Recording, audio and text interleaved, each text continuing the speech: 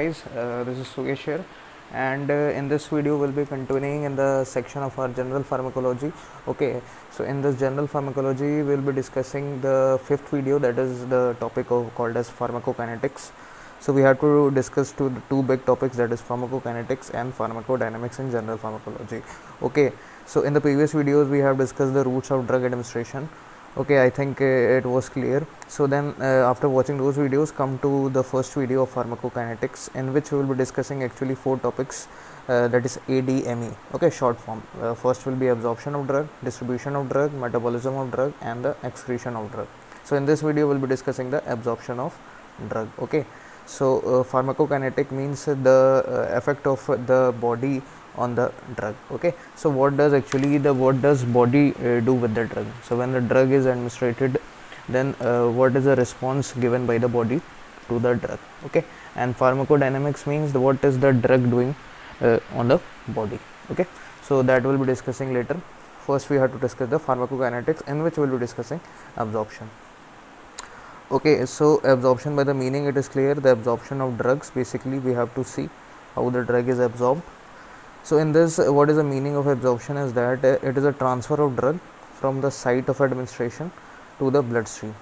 Okay, so the drug, the route from which you have administered the drug, from there the place where the drug is going is the bloodstream, and that process is actually called as absorption of drug. Okay, so the main process is that, and now we will be seeing actually the factors which will be affecting the absorption. Okay, so the first factor we have is that the routes of drug absorption. Okay, so we have discussed the videos on the routes of drug absorption. So on the basis of that, as we know, the IV route has highest absorption also, and bioavailability also. So bioavailability is directly dependent on the absorption. Okay, so the routes of drug absorption, meaning other than IV routes, other drug will be partially absorbed or minimally absorbed. Okay, so IV route has highest absorption and highest bioavailability, that is 100%. Clear? So the routes will be affecting the absorption of drug. Now next comes the dissolution of aqueous fluids at the absorption site. Okay, so the meaning is that if you give a solid drug, okay, or oily drug, then it will go and in the stomach, and then there it will be diluted with the water. Okay, so the meaning is that if you give a aqueous fluid, that will be absorbed faster. If it is in the form of solid, then it will go inside the stomach, then it will become in the form of aqueous form, and then from that state it will be absorbed. Okay, so the absorption will be delayed in the case of solid and oily solutions. Okay, and the third factor is lipid solubility. So this is the most important factor for determining the absorption. So we should discuss this factor in detail. Okay, so the meaning is that lipid solubility, meaning is that the drug should be lipid soluble, meaning is that lipophilic. The drug should be lipophilic. Okay, lipophilic in nature, not extremely lipophilic, but it should be lipophilic. Okay, so the case is that the drug should be, actually the meaning is that drug should be in the non-ionizable form. Okay, for the absorption, the drug should be in the non-ionizable form, that is, it should be like B, not B minus or B plus. Okay, so the drug is B, so it should be in the non-ionizable form for the better absorption. Okay, so lipophilic drugs are actually absorbed in the form of non-ionizable. Okay, if they are ionizable, that is water soluble, which is called as water soluble, or you can say hydrophilic. Okay, so they have the lower absorption. Okay, hydrophilic drugs. Clear? So the meaning is that the lipid soluble drugs are non-ionizable, and they will actually cross the lipid bilayer membrane, and they will be absorbed faster. Okay, and one more meaning is that the pH you can say, or the type of the nature of the drug. So if the drug is acidic, okay, if the drug is acidic, it will be absorbed in the acidic medium. Okay, not in the basic medium. And if the drug is basic, then it will be absorbed in the basic medium. Clear? So the meaning is that same medium for the better absorption. Clear? So if the drug is in the same medium, like in the case of acidic, it is absorbed in stomach because the stomach has low pH acidic environment. Basic drugs are basically absorbed in intestine, okay, because the pH is high in basic pH. Clear? So acidic drug like aspirin, and basic you can take an example of morphine, okay. So the main concept behind is that if the medium is same, the absorption is better, okay. So this was a lipid solubility. I think it is clear. Now comes your concentration gradient. So concentration gradient meaning is that the more concentration means the drug is means if the concentration means concentrated area, if it is in the stomach, then the drug will be absorbed more as compared to the diluted solution, okay. So more absorption. And if the blood flow at the absorption site is high, then the absorption is high, okay. Like in the intestine, the blood supply is high as compared to stomach, so that is why in the intestine the absorption is high also. And the removal of drug from the absorption site is also very fast, that is why the concentration of plasma concentration is maintained, okay. So that is also an important factor. Then comes the surface area. Surface area, it is clear. Large surface area, large drug will be absorbed, like in intestine has a large surface area as compared to stomach, a very large surface area due to the presence of number of microvilli and villi. Clear? So these are the 6 factors which will be affecting the absorption, okay, as I told you. And one of the most important is lipid solubility, which you have to remember, and the second point is non-ionizable drug will be absorbed, not ionizable, okay, that are called as water soluble. Clear? Now next point, next concept in the absorption is our bioavailability. So the bioavailability, the meaning of bioavailability is that the drug which you have given, now that drug, it reaches in the bloodstream, that is called as systemic circulation in unchanged form, okay, and that is called as bioavailability, okay.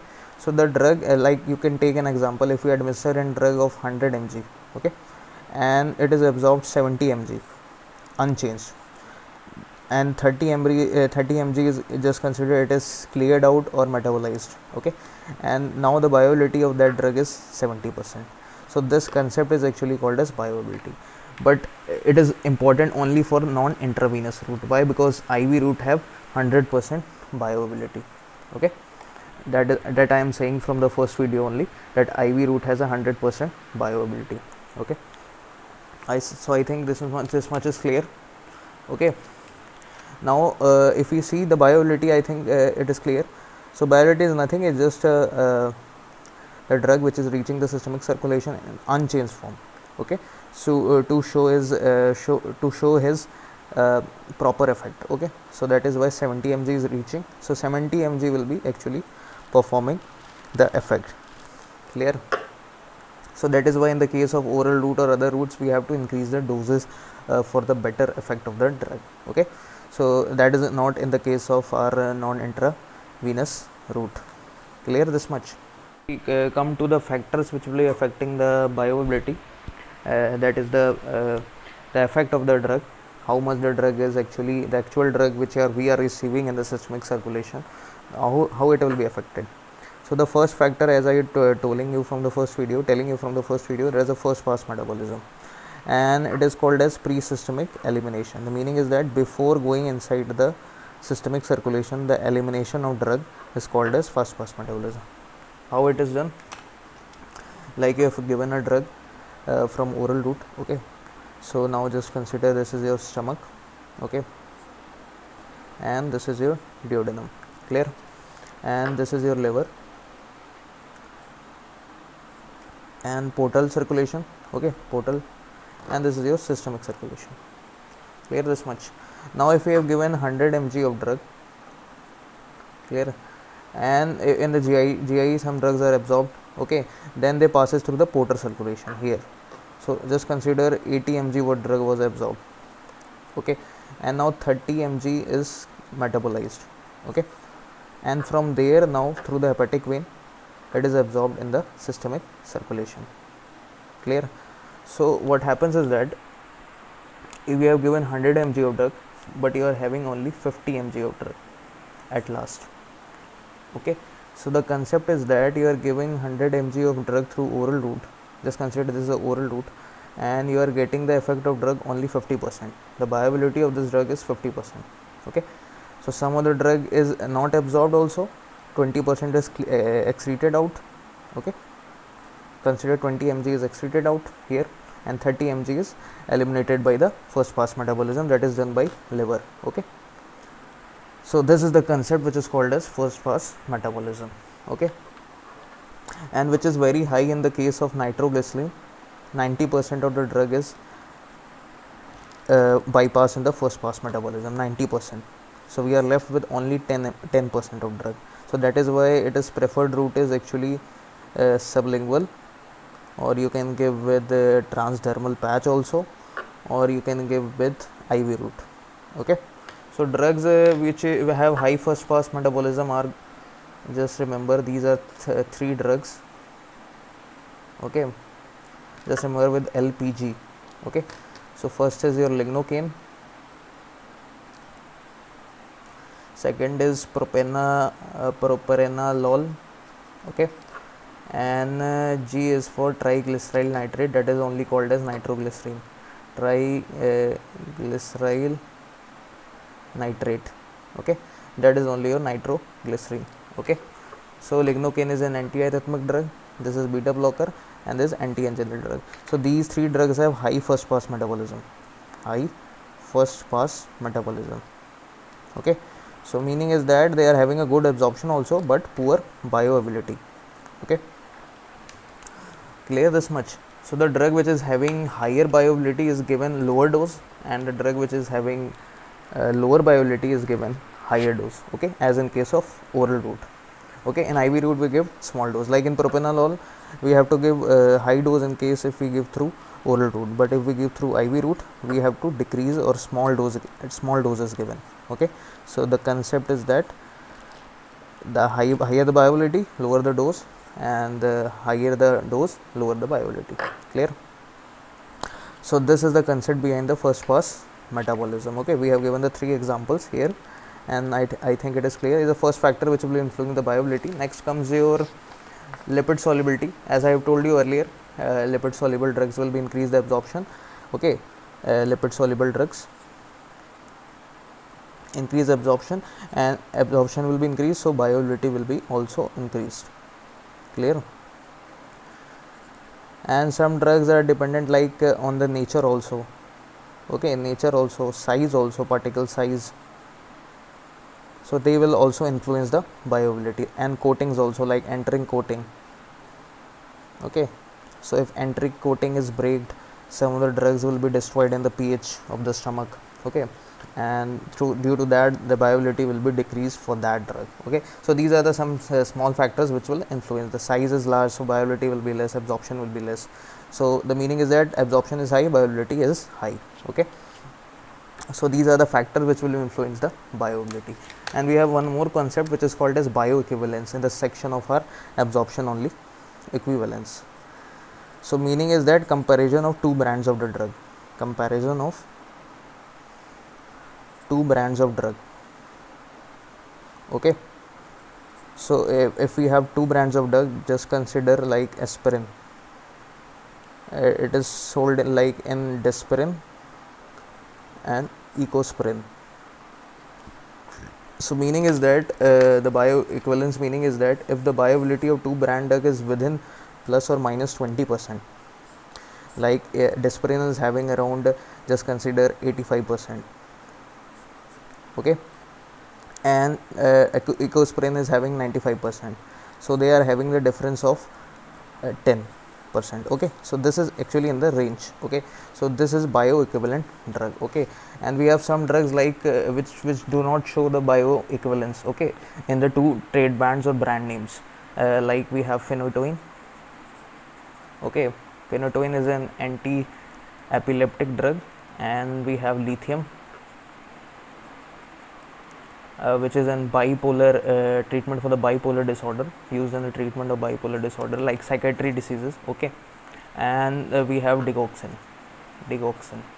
It is an cardiac glycoside which we will study later, and it is used for the heart failure patients or ventricular arrhythmia and all. Okay, So this was the concept of bioequivalence. Okay, we compare actually the two drugs of same brand name, and we check the bioavailability of that drug, which is should be the bioavailability difference should be within the plus or minus 20%. Okay, and exception is that these drugs do not follow bioequivalence. Okay, so for that we have to adjust the doses also if we are changing the brand name for these drugs. Okay, so that is the main concept behind the bioequivalence. Clear? So this was the video on the absorption and pharmacokinetics, the first part, and next video will be discussing the distribution of drugs. Thank you. Do like and share and subscribe the channel.